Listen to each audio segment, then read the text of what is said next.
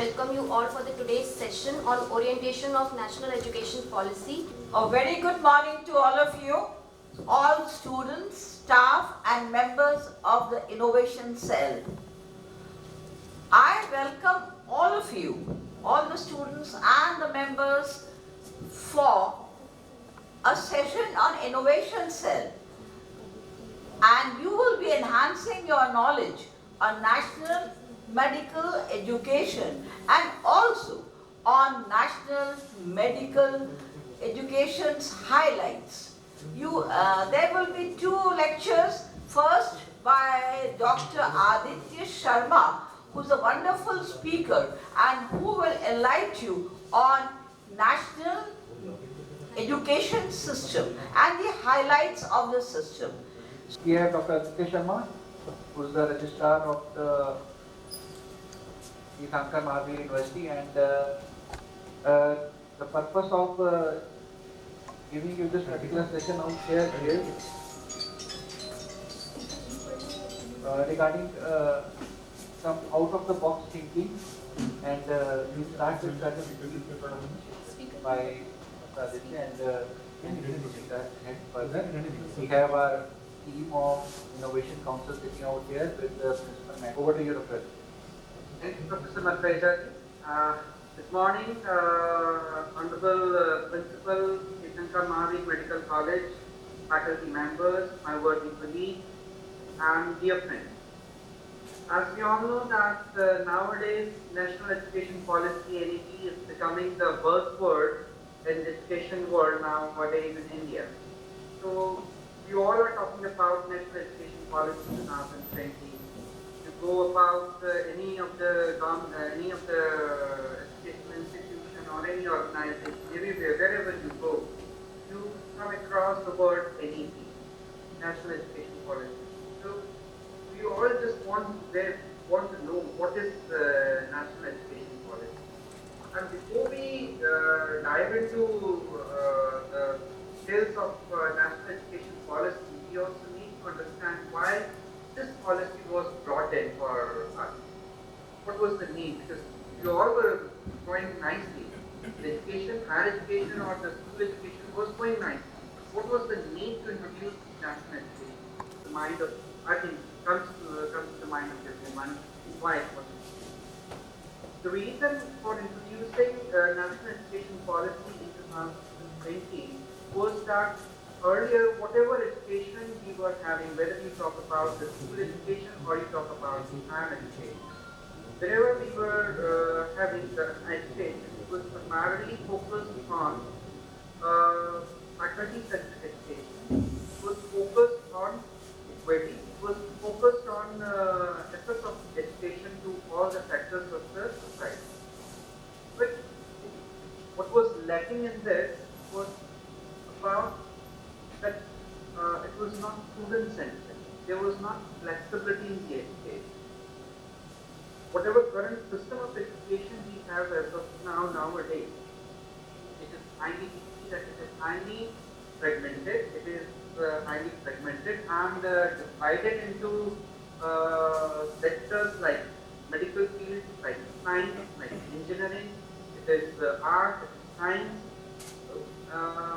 When we are moving ahead,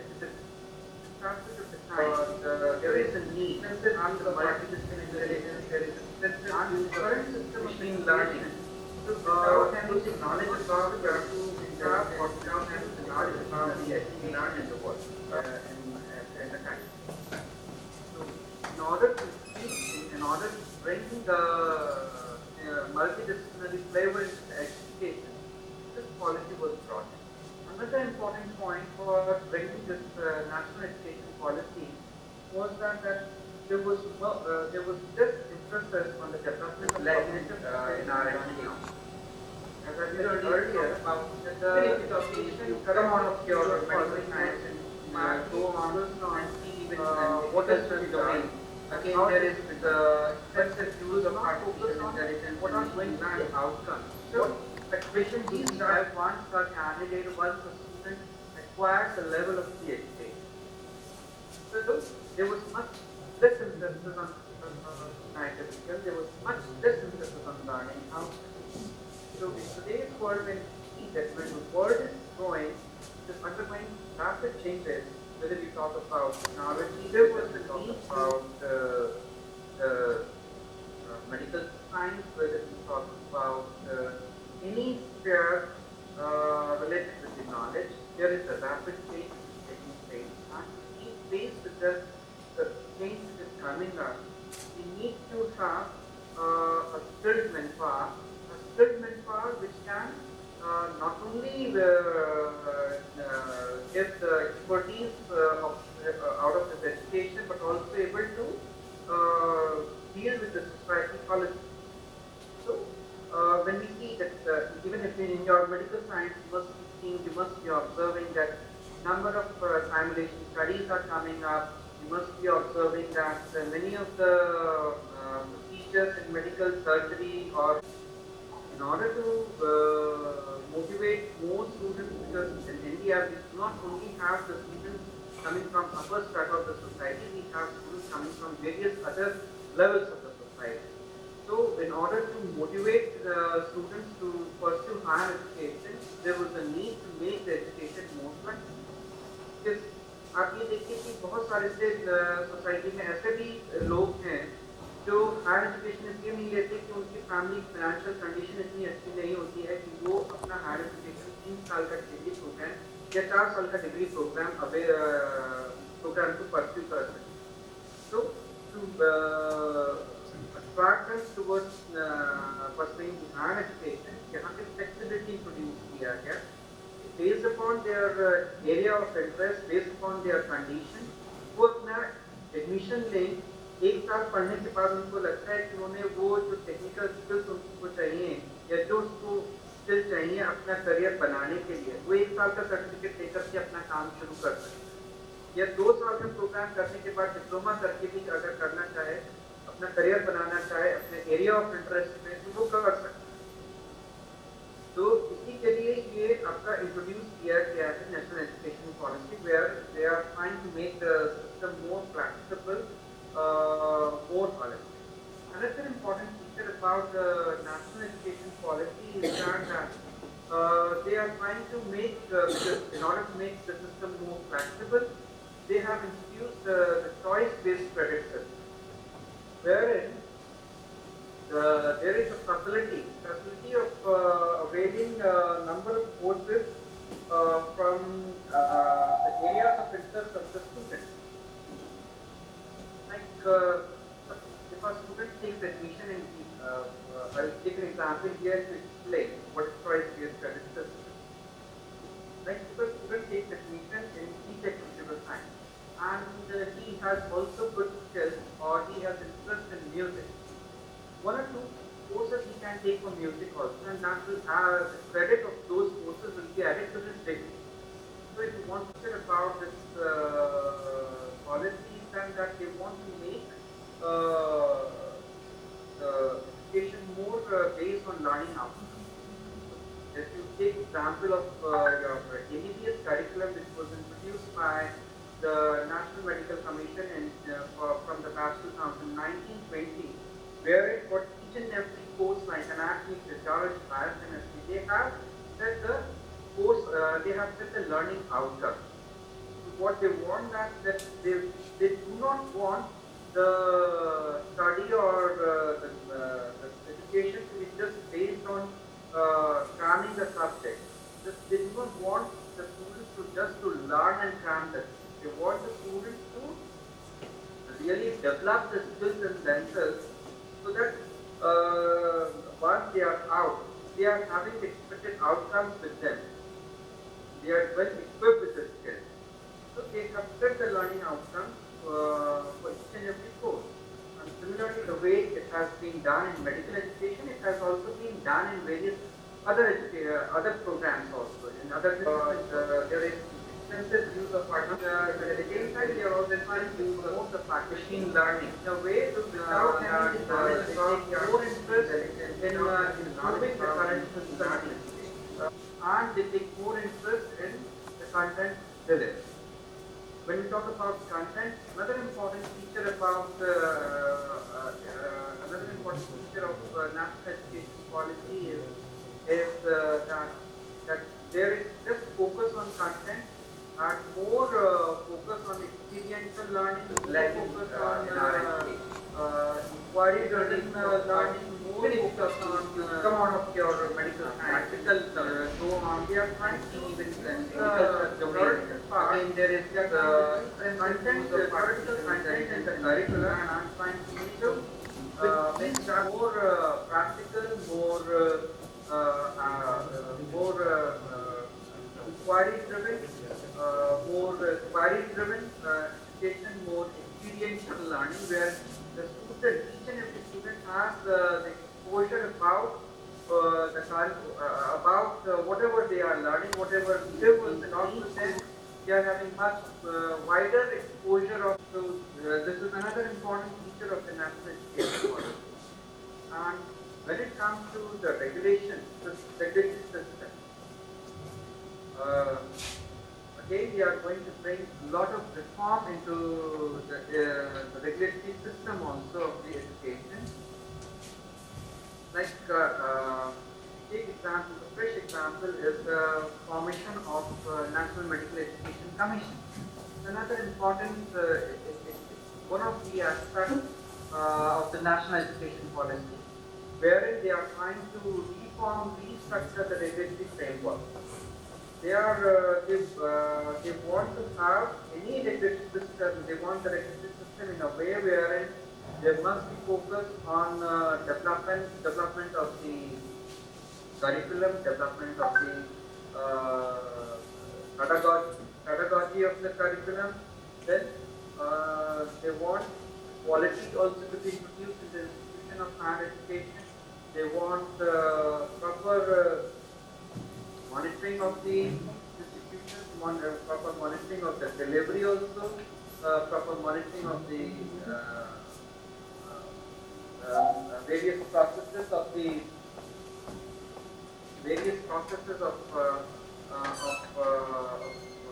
governance of the educational institution.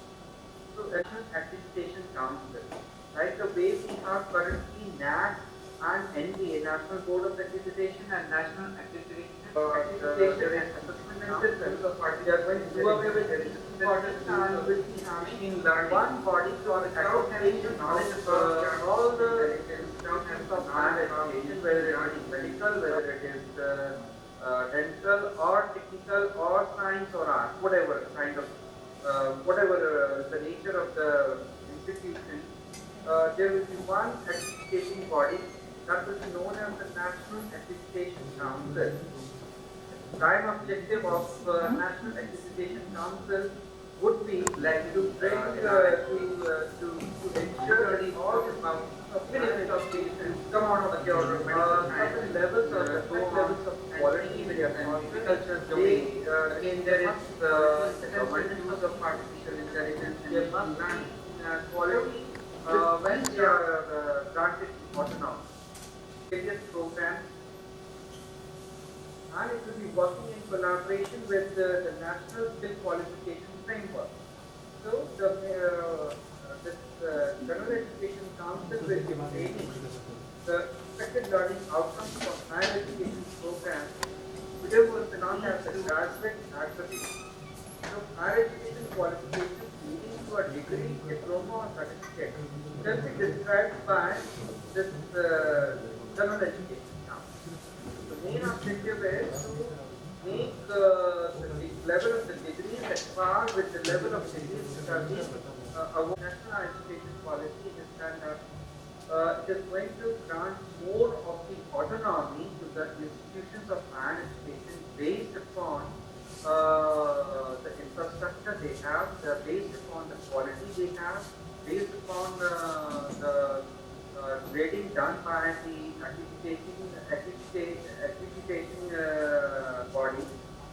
So there will be three kinds of institutions in the country with the implementation of national education policy.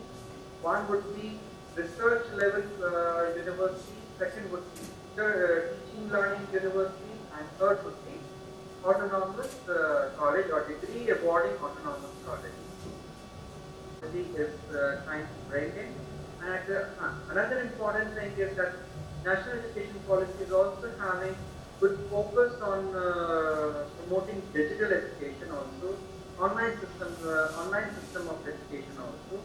And again, the institutions of higher education will be in a position to adopt these methods based on the accreditation grades that they have been given by the accrediting agency.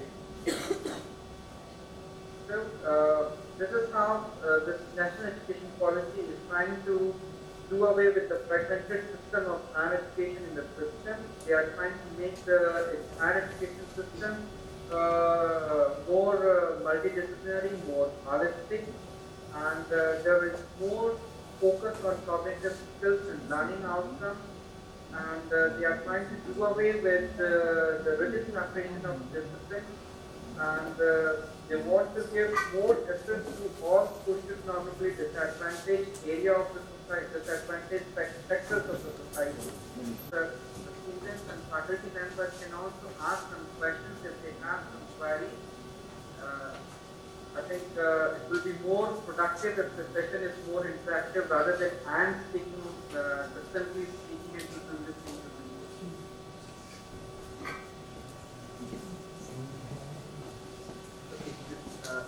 You can also have some, you can raise some queries, or if you have some doubts about, or if you have some inquisitiveness about the national education policy, you may see ask so that the session is more interactive. Otherwise, after a few more minutes, it will become boring.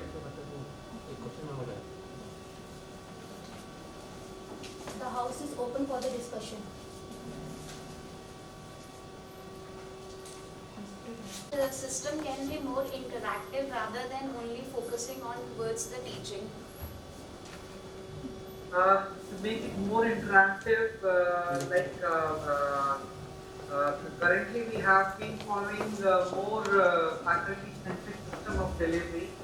While when we talk about making it more interactive, we need to make it, as I said earlier, we need to make it more experiential learning. We need to have, we need to design the curriculum in a way wherein we have more experiential learning. We have more, we can give more exposure to the practical aspects of the knowledge rather than just delivering the lecture.